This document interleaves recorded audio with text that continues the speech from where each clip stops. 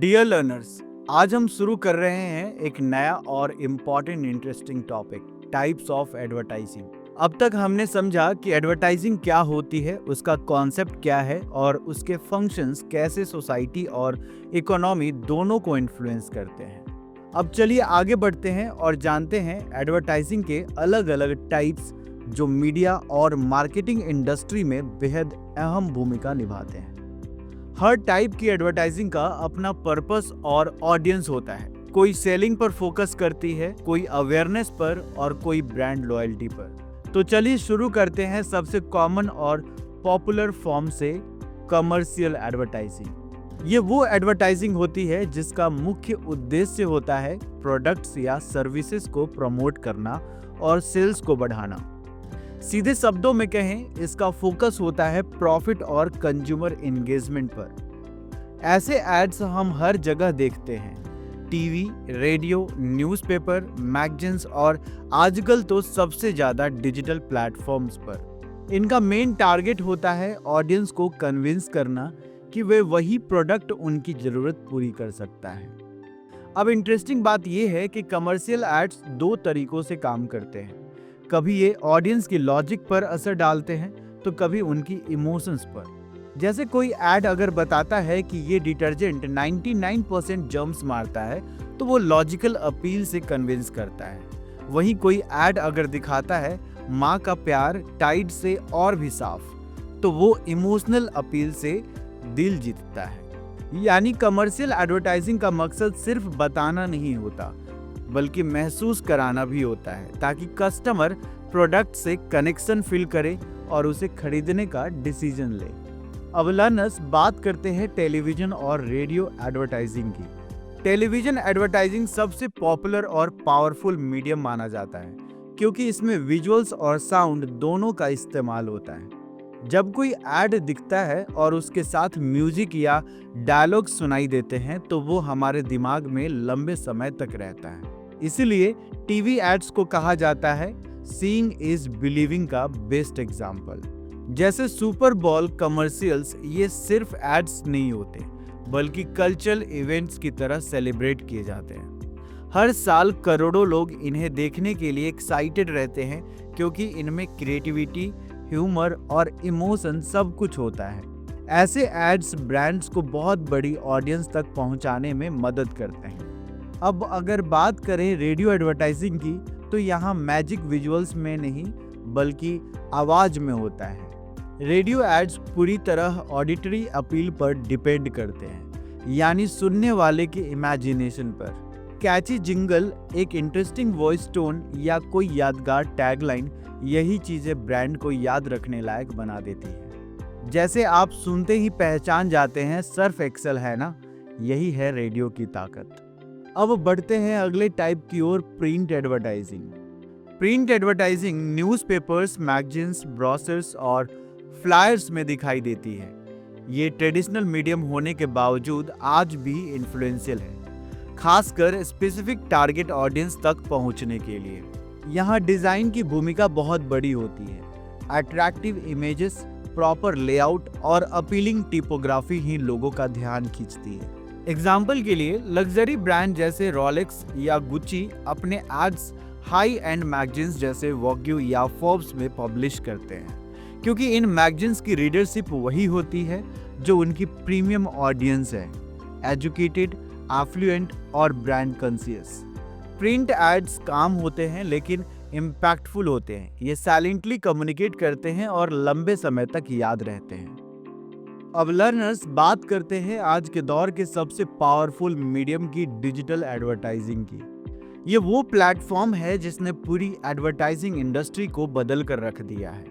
पहले एडवर्टाइजिंग का मतलब होता था टीवी, रेडियो या न्यूज़पेपर, लेकिन अब स्मार्टफोन स्क्रीन ही ब्रांड और कस्टमर के बीच सबसे बड़ा पुल बन चुकी है। डिजिटल एडवर्टाइजिंग आज मॉडर्न कम्युनिकेशन का सबसे डोमिनेंट फॉर्म है। ये ब्रांड्स को न सिर्फ ग्लोबल ऑडियंस तक पहुंचने का मौका देती है बल्कि उन्हें ये भी बताती है कि कौन उनका ऐड देख रहा है, कब देख रहा है और किस बात पर क्लिक कर रहा है। इस कैटेगरी में कई तरह के एड्स आ जाते हैं, जैसे डिस्प्ले एड्स जो वेबसाइट्स पर बैनर के रूप में दिखते हैं। सर्च इंजन मार्केटिंग यानी SEM, जहां ब्रांड्स अपने एड्स गूगल सर्च रिजल्ट्स में दिखाते हैं। सोशल मीडिया एड्स जैसे इंस्टाग्राम, फेसबुक या यूट्यूब पर दिखने वाले स्पॉन्सर्ड पोस्ट। और आजकल बहुत पॉपुलर हो चुका है इन्फ्लुएंसर मार्केटिंग, जहां क्रिएटर्स अपने फॉलोअर्स के जरिए किसी ब्रांड का मैसेज पहुंचाते हैं। डिजिटल एडवर्टाइजिंग का सबसे बड़ा फायदा है प्रिसीजन टारगेटिंग। मतलब ब्रांड अब अपनी ऑडियंस को उनके इंटरेस्ट, बिहेवियर और लोकेशन के आधार पर टारगेट कर सकते हैं। जैसे कोई स्पोर्ट्स अपैरल कंपनी अगर फिटनेस लवर्स को रीच करना चाहती है तो वो इंस्टाग्राम पर जिम गोइंग ऑडियंस या स्त्रव पर रनर्स को स्पेसिफिकली टारगेट कर सकती है। यानी डिजिटल एडवर्टाइजर्स ने मार्केटर्स को वो पावर दे दी है जिससे मैसेज सही व्यक्ति तक सही समय पर और सही प्लेटफॉर्म पर पहुंचाया जा सकता है। और यही चीज इसे आज की सबसे एफिशिएंट और रिजल्ट ओरिएंटेड एडवर्टाइजिंग बनाती है। अब लर्नर्स समझते हैं public service advertising. Public service advertising का मकसद प्रोडक्ट्स बेचना नहीं होता, बल्कि सामाजिक मुद्दों पर ध्यान दिलाना होता है। ये ऐसे मैसेजेस होते हैं जो लोगों को एजुकेट करते हैं, उन्हें जागरूक बनाते हैं और उनके बिहेवियर को बेहतर दिशा में बदलने की कोशिश करते हैं। अक्सर आपने ऐसे एड्स देखे होंगे जो सड़क सुरक्षा पर, डोंट ड्रिंक एंड ड्राइव या स्वच्छ भारत अभियान के तहत साफ सफाई को बढ़ावा देने वाले मैसेजेस, या फिर एंटी स्मोकिंग कैंपेन्स जो लोगों को हेल्थ के प्रति अलर्ट करते हैं। ये सभी पब्लिक सर्विस एड्स हैं जिनका मकसद अवेयरनेस बढ़ाना और सोसाइटी में पॉजिटिव चेंज लाना है। अब सवाल उठता है, इन एड्स के स्पॉन्सर्स कौन होते हैं?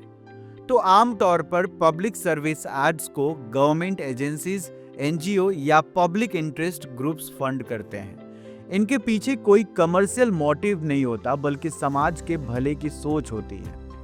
इस एड्स के जरिए लोगों तक वो बातें पहुंचाई जाती है जो समाज के लिए जरूरी है, चाहे वो स्वास्थ्य से जुड़ी हो, पर्यावरण से या सामाजिक जिम्मेदारी से। चलिए अब आगे बढ़ते हैं और देखते हैं कि PSA में आमतौर पर कौन कौन से थीम्स या टॉपिक्स लिए जाते हैं। सो चलिए लर्नर्स, अब बात करते हैं पब्लिक सर्विस एडवर्टाइजिंग के कॉमन थीम्स की, यानी ऐसे टॉपिक्स जिन पर अक्सर ये एड्स बनाए जाते हैं। सबसे पहले है रोड सेफ्टी। ये कैंपेन लोगों को सुरक्षित ड्राइविंग की आदत डालने के लिए बनाए जाते हैं, जैसे क्लिक इट और टिकट कैंपेन जो सीट बेल्ट पहनने की इंपॉर्टेंस बताता है। इस तरह के एड्स जनता को एक सिंपल पर बहुत जरूरी मैसेजेस देते हैं, दैट इज सेफ्टी फर्स्ट। अब बात करते हैं हेल्थ अवेयरनेस की। हेल्थ रिलेटेड PSAs लोगों को अपनी सेहत के प्रति जागरूक बनाते हैं, जैसे एंटी स्मोकिंग कैंपेन्स जिनमें टोबैको के नुकसान को दिखाने के लिए अक्सर स्टार्क इमेजेस और हार्ड हिटिंग फैक्ट्स का इस्तेमाल किया जाता है। इनका मकसद होता है लोगों को अनहेल्दी हैबिट्स छोड़ने के लिए मोटिवेट करना। अगला थीम है एनवायरमेंटल कंजर्वेशन। आज के समय में एनवायरमेंट को प्रोटेक्ट करना बहुत जरूरी हो गया है और एडवर्टाइजिंग इसमें बड़ी भूमिका निभा रही है। ऐसे एड्स लोगों को रिसाइकलिंग, पॉल्यूशन कम करने और नेचर की केयर करने जैसे कदम उठाने के लिए इनकरेज करते हैं। आपने जरूर देखा होगा सेव वाटर या से नो टू प्लास्टिक जैसे संदेश। यही सब एनवायरमेंटल PSAs होते हैं। अब आते हैं एंटी ड्रग कैंपेन पर। ये एड्स सोसाइटी को ड्रग अब्यूज से बचाने और लोगों को हेल्दी लाइफस्टाइल अपनाने के लिए मोटिवेट करते हैं। इनका टोन अक्सर इमोशनल या इम्पैक्टफुल होता है ताकि मैसेज सीधे दिल तक पहुंचे। तो लर्नर्स, ये सारे PSAs किसी प्रोडक्ट को बेचने के लिए नहीं, बल्कि सोसाइटी के भले के लिए बनाए जाते हैं। इनका मकसद होता है लोगों के बिहेवियर में बदलाव लाना और एक जिम्मेदार, अवेयर समाज तैयार करना। चलिए अब आगे बढ़ते हैं और समझते हैं कि ऐसे पब्लिक सर्विस एड्स का सोसाइटी में असल में क्या असर पड़ता है। ये एड्स सिर्फ जानकारी देने के लिए नहीं होते, इनका असली मकसद होता है पब्लिक को एजुकेट करना और उनके सोचने के तरीके में बदलाव लाना। हर PSA केयरफुली डिजाइन किया जाता है ताकि लोगों की आदतों, विचारों और व्यवहार में पॉजिटिव चेंज लाया जा सके।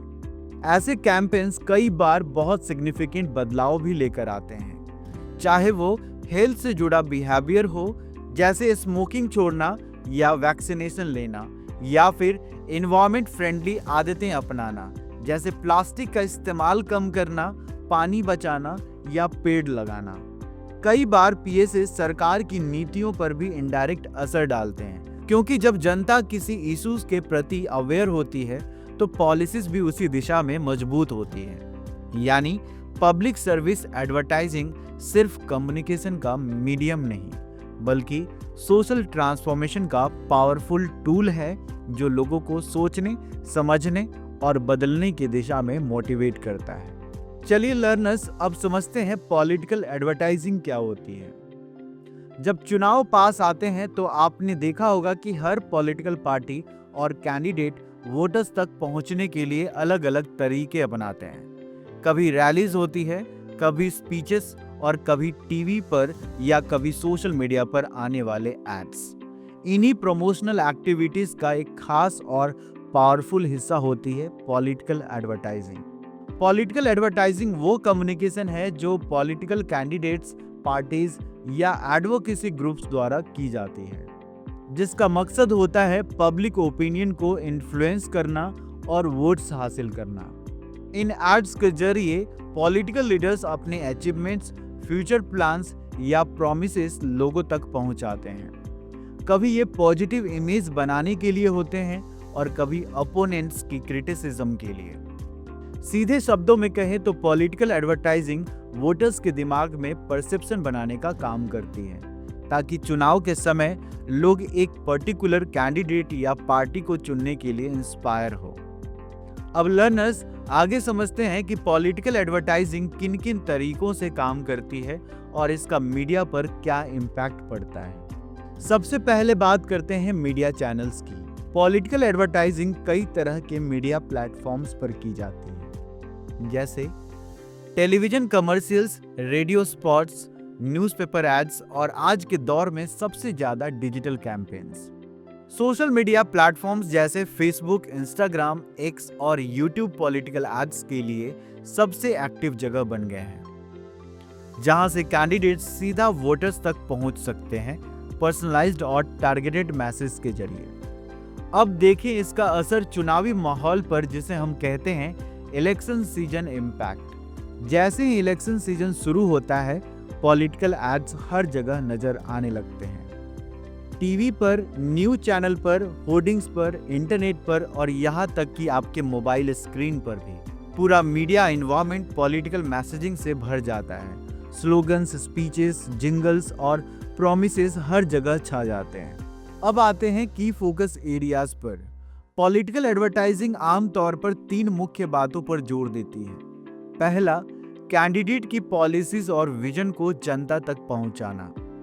दूसरा, अपने अचीवमेंट्स को हाईलाइट करना, जैसे हेल्थ केयर, एजुकेशन या इकोनॉमिक ग्रोथ में सुधार। और तीसरा, अपोनेंट्स की कमियों को दिखाना ताकि वोटर्स का ओपिनियन स्वे किया जा सके। लेकिन साथ ही एक बहुत जरूरी पहलू भी है, एथिकल कंसिडरेशंस। पॉलिटिकल एड्स हमेशा स्क्रूटनी में रहती है, क्योंकि उनसे जुड़ा होता है ट्रूथफुलनेस और फेयरनेस का सवाल। कई बार मिसलीडिंग इंफॉर्मेशन, फेक प्रॉमिसेस या निगेटिव कैंपेनिंग जैसी बातें सामने आती है, जो लोगों की परसेप्शन को मैनिपुलेट कर सकती है। इसलिए पॉलिटिकल एडवर्टाइजिंग सिर्फ कम्युनिकेशन का टूल नहीं, बल्कि एक ऐसी रेस्पॉन्सिबिलिटी भी है जहां ट्रांसपेरेंसी और ऑनेस्टी सबसे ज्यादा मायने रखती है। अब लर्नर्स, बात करते हैं एक और इम्पॉर्टेंट टाइप की, कॉर्पोरेट एडवर्टाइजिंग। सबसे पहले समझते हैं इसका मतलब क्या होता है। कॉर्पोरेट एडवर्टाइजिंग एक ऐसी कम्युनिकेशन स्ट्रेटजी होती है जो किसी इंडिविजुअल प्रोडक्ट को नहीं, बल्कि पूरी कंपनी की इमेज को प्रमोट करती है। यानी इसका फोकस होता है कंपनी के रेपुटेशन और ब्रांड आइडेंटिटी को मजबूत बनाना।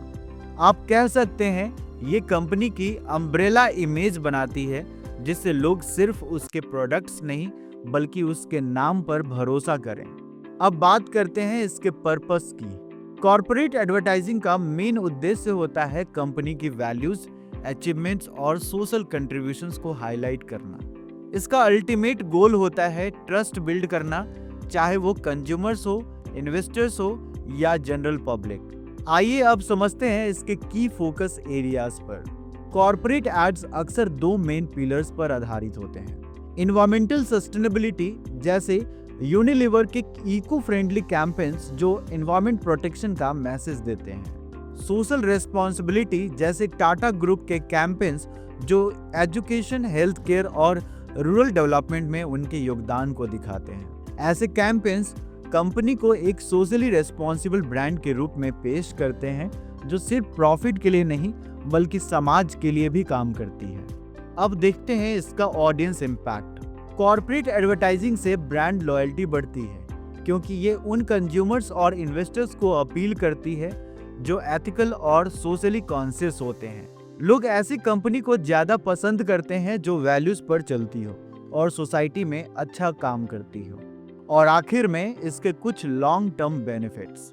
कॉर्पोरेट एडवर्टाइजिंग कंपनी की क्रेडिबिलिटी बढ़ाती है, एक पॉजिटिव पब्लिक परसेप्शन बनाती है और कंपनी को एक रेस्पॉन्सिबल और एथिकल लीडर के रूप में एस्टैब्लिश करती है। अब लर्नर्स, बात करते हैं रिटेल एडवर्टाइजिंग की। रिटेल एडवर्टाइजिंग वो होती है जो सीधे कस्टमर्स को टारगेट करती है, यानी ऐसे प्रोडक्ट्स या सर्विसेज के लिए जो किसी स्पेसिफिक दुकान, आउटलेट या ऑनलाइन स्टोर में मिलते हैं। इसका मेन मकसद होता है जल्दी सेल जनरेट करना, यानी जब कोई प्रोडक्ट किसी दुकान या वेबसाइट पर अवेलेबल हो तो उसे एडवर्टाइज करके लोगों को तुरंत खरीदने के लिए मोटिवेट किया जाता है।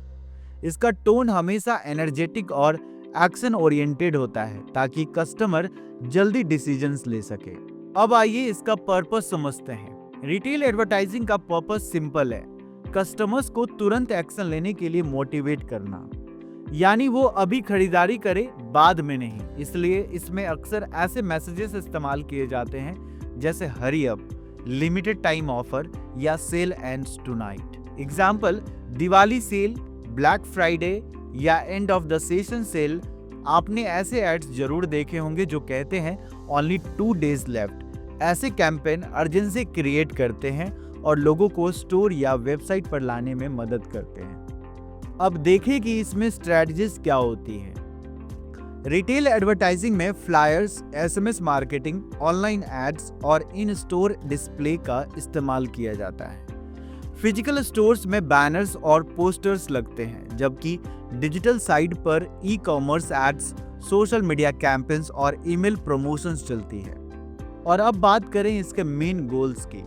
स्टोर ट्रैफिक बढ़ाना, यानी ज्यादा लोग दुकान या मॉल तक आएं। वेबसाइट विजिट इंक्रीज करना ताकि ऑनलाइन सेल्स बढ़े।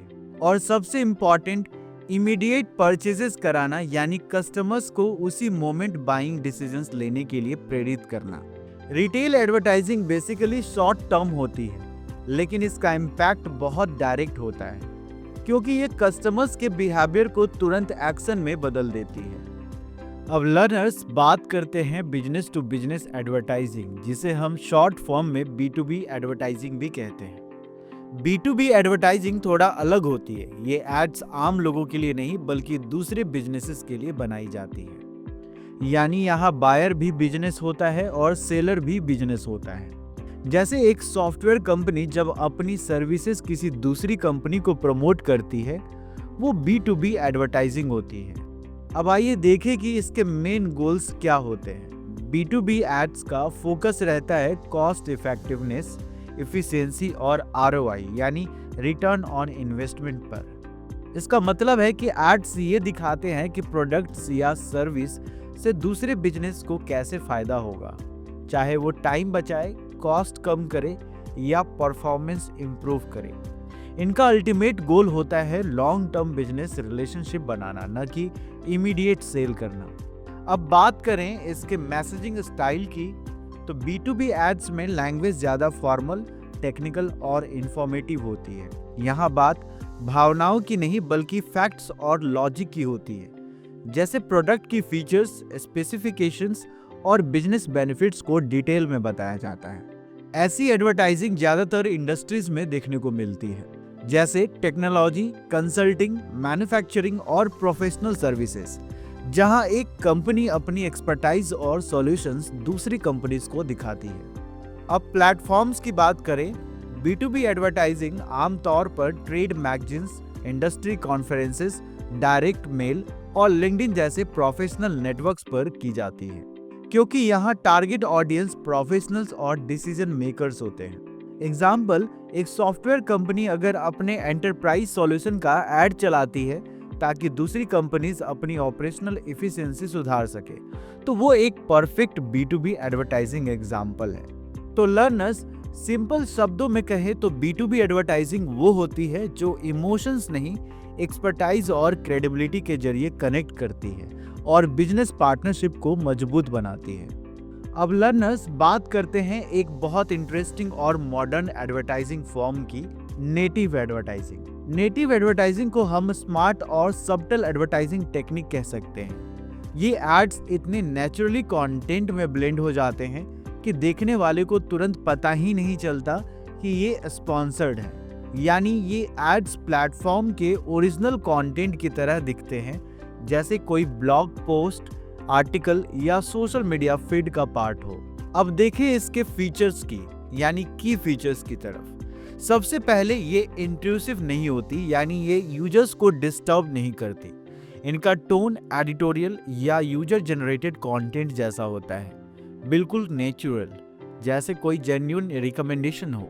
एग्जाम्पल, आपने कभी किसी ब्लॉग पर आर्टिकल देखा होगा, टॉप 10 ट्रैवल डेस्टिनेशन फॉर 2025, और बाद में नीचे लिखा होता है sponsored by XYZ travel brand. यही होती है नेटिव एड। ऐसे एड्स सोशल मीडिया प्लेटफॉर्म्स पर भी बहुत कॉमन है, जैसे इंस्टाग्राम या फेसबुक पर स्पॉन्सर्ड पोस्ट जो आपकी नॉर्मल फीड में उसी तरह नजर आते हैं जैसे बाकी के कंटेंट। यूजर को लगता है कि ये किसी क्रिएटर की रेगुलर पोस्ट है, लेकिन असल में ये केयरफुली डिजाइंड एडवर्टीजमेंट होती है, क्योंकि ऑडियंस को ये रियल और वैल्यूएबल कंटेंट लगता है, इसलिए वो इसे स्किप नहीं करते बल्कि इंगेज करते हैं।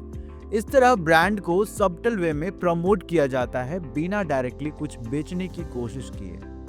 अब अगर बात करें इसके कॉमन प्लेटफॉर्म्स की, तो नेटिव एडवर्टाइजिंग ज्यादातर blogs, online news sites, Instagram, Facebook और कंटेंट बेस्ड एप्स पर दिखाई देती है। यहाँ कंटेंट और एडवर्टाइजिंग के बीच की लाइन इतनी स्मूथ होती है कि यूजर्स को महसूस ही नहीं होता कि वो एक्चुअली एडवर्टीजमेंट देख रहे हैं। तो learners, native advertising modern era की वो आर्ट है जहां एडवर्टाइजिंग ओपनली नहीं बोलती बल्कि क्वाइटली कनेक्ट करती है, इंसाइटफुली, क्रिएटिवली और इफेक्टिवली। अब लर्नर्स, बात करते हैं आउटडोर एडवर्टाइजिंग की, जिसे हम आउट ऑफ होम एडवर्टाइजिंग या ओह भी कहते हैं। जैसा कि नाम से साफ है कि जब कोई कंपनी अपनी एड किसी पब्लिक जगह पर लगाती है ताकि ज्यादा से ज्यादा लोग उसे देख सके, तो उसे कहा जाता है आउटडोर एडवर्टाइजिंग। ये एडवर्टाइजिंग का सबसे पुराना लेकिन अब भी सबसे इम्पैक्टफुल तरीका है, क्योंकि इसे लोग रोज अपने आसपास देखते हैं। अब देखते हैं इसके टाइप्स। सबसे पहले आते हैं बिलबोर्ड्स, वो बड़े बड़े होर्डिंग्स जो सड़कों के किनारे, बिल्डिंग्स के ऊपर या फ्लाईओवर्स के पास लगे होते हैं। ये सबसे ट्रेडिशनल और हाई विजिबिलिटी फॉर्म माने जाते हैं। फिर आते हैं ट्रांजिट एड्स, जो बसेस, ट्रेन्स या टैक्सीज के ऊपर या अंदर दिखाई देते हैं। सोचिए आप रोज ट्रैवल करते हैं और वही ऐड बार बार देखते हैं। यही होता है कांस्टेंट एक्सपोजर का पावर। तीसरे हैं बस शेल्टर, यानी बस स्टॉप्स या पब्लिक बूथ्स पर लगाई गई एड्स जो रोज लाखों लोगों की नजर में आती है। और आज के दौर में एक नया एडिशन है डिजिटल डिस्प्लेस। ये हाई ट्रैफिक एरियाज में लगाई गई LED या डिजिटल स्क्रीन्स होती हैं जिन पर एड्स लगातार चलती रहती है। इनका इफेक्ट डायनेमिक होता है, ब्राइट विजुअल्स और मोशन की वजह से अटेंशन तुरंत खींचती है। अब बात करते हैं विजिबिलिटी और इम्पैक्ट की। आउटडोर एड्स की खासियत यही है कि ये हमेशा विजिबल रहती है, खासकर अर्बन एरियाज में जहां हर वक्त क्राउड रहता है। हर दिन रिपीटेडली देखने से ये एड्स लोगों के दिमाग में बस जाती है और ब्रांड रिकॉल को मजबूत करती है। इसका सबसे फेमस एग्जाम्पल है टाइम्स स्क्वायर, न्यूयॉर्क सिटी, जहां के डिजिटल बिलबोर्ड्स इतने आइकॉनिक हैं कि वो खुद एक टूरिस्ट अट्रैक्शन बन गए हैं। वहां ब्रांड सिर्फ प्रोडक्ट्स नहीं बेचते बल्कि अपनी आइडेंटिटी शोकेस करते हैं। यानी आउटडोर एडवर्टाइजिंग का मेन पर्पस होता है ब्रांड अवेयरनेस बढ़ाना और ऑडियंस के दिमाग में वो मैसेज रीइंफोर्स करना जो वो पहले टीवी, रेडियो या डिजिटल मीडिया पर देख चुके हैं। ये एक ब्रॉड ऑडियंस तक पहुंचने का सबसे इफेक्टिव तरीका है, खासकर तब जब टारगेट ऑडियंस डाइवर्स हो, यानी हर उम्र, हर बैकग्राउंड के लोग। चलिए अब समझते हैं सोशल मीडिया एडवर्टाइजिंग, जो आज के डिजिटल युग का सबसे पावरफुल और फास्ट ग्रोइंग मार्केटिंग टूल बन चुका है। आज लगभग हर कंपनी अपने ब्रांड को प्रमोट करने के लिए सोशल मीडिया प्लेटफॉर्म्स जैसे फेसबुक, इंस्टाग्राम, एक्स और अब लिंक्डइन और टिकटॉक का भी इस्तेमाल किया जा रहा है। इन प्लेटफॉर्म्स की खासियत यही है कि ये एडवर्टाइजर्स को एग्जैक्ट टारगेटिंग की सुविधा देते हैं, यानी ब्रांड अपने ऑडियंस को उनके इंटरेस्ट, बिहेवियर और लोकेशन के आधार पर चुन सकता है। अब बात करें इसके टाइप्स की।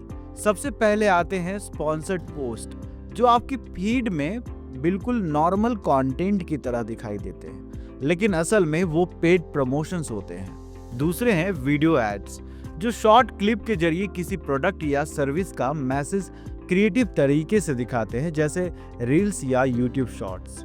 तीसरा टाइप है कैरोसेल एड्स, जहां यूजर स्वाइप करके मल्टीपल इमेजेस या प्रोडक्ट्स देख सकते हैं। एक ही ऐड में कई ऑप्शंस दिखाने का ये बहुत एंगेजिंग तरीका होता है। और एक बहुत पॉपुलर फॉर्म है इन्फ्लुएंसर पार्टनरशिप्स, जहां कोई इन्फ्लुएंसर किसी ब्रांड के प्रोडक्ट को अपने फॉलोअर्स के बीच प्रमोट करता है। जैसे अगर कोई फैशन ब्रांड इंस्टाग्राम इन्फ्लुएंसर्स के साथ कोलैबोरेट करे और अपना न्यू कलेक्शन शोकेस करे, तो ये एक परफेक्ट एग्जाम्पल है सोशल मीडिया एडवर्टाइजिंग का। सोशल मीडिया एड्स की एक और खास बात है उनकी इंटरैक्टिविटी।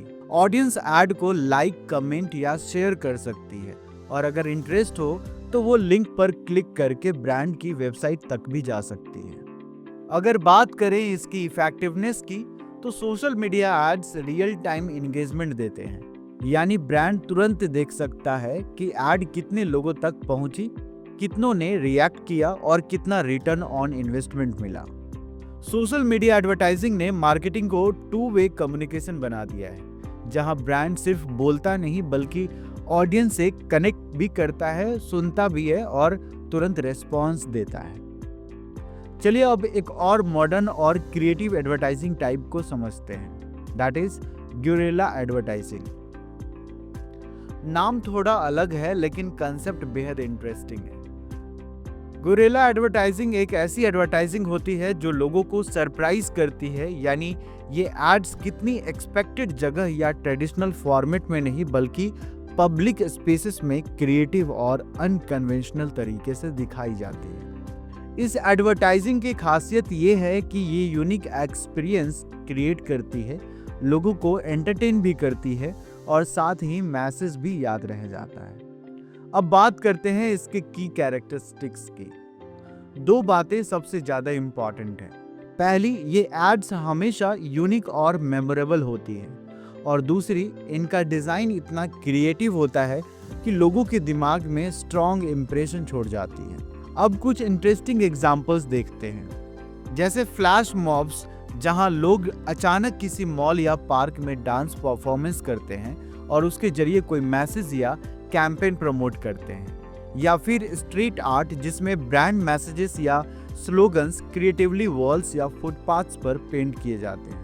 एक और पॉपुलर एग्जांपल है पॉपअप इंस्टॉलेशंस, जहां किसी मूवी या प्रोडक्ट के लिए टेम्परेरी बूथ या सेटअप लगाया जाता है ताकि लोग उससे इंटरैक्ट करें। अब बात करते हैं इसके इम्पैक्ट और इफेक्टिवनेस की। गुरिल्ला एड्स का सबसे बड़ा फायदा ये है कि ये लोगों का अटेंशन तुरंत पकड़ लेती है, क्योंकि इनका कॉन्सेप्ट नया होता है, अनएक्सपेक्टेड होता है और विजुअली एंगेजिंग होता है। अक्सर ये एड्स सोशल मीडिया पर वायरल हो जाते हैं। लोग इनके फोटोज और वीडियो शेयर करते हैं, जिससे कैंपेन ऑर्गेनिकली फैलता है। साथ ही ये कॉस्ट इफेक्टिव स्ट्रेटजी भी होती है, क्योंकि कम बजट में बहुत ज़्यादा पब्लिक एंगेजमेंट मिल जाता है। एक सिंपल एग्जांपल लें, मान लीजिए किसी पार्क में एक नई मूवी के कैरेक्टर्स का लाइफ साइज्ड इंस्टॉलेशन लगाया गया है, जहां लोग फोटो लेते हैं, वीडियोस बनाते हैं और उन्हें सोशल मीडिया पर शेयर करते हैं। बस यही है एक perfect guerrilla advertisement.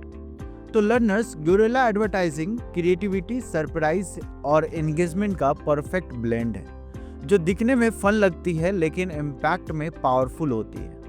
Next lecture का टॉपिक है इवोल्यूशन ऑफ एडवर्टाइजिंग, यानी हम देखेंगे कि एडवर्टाइजिंग कैसे समय के साथ इवॉल्व हुआ है, कैसे ट्रेडिशनल एड से लेकर डिजिटल और एआई बेस्ड एडवर्टीजमेंट तक का सफर तय हुआ। तो बने रहिए जेएमसी स्टडी हब के साथ। जेएमसी स्टडी हब, लक्ष्य है आपका, साथ में।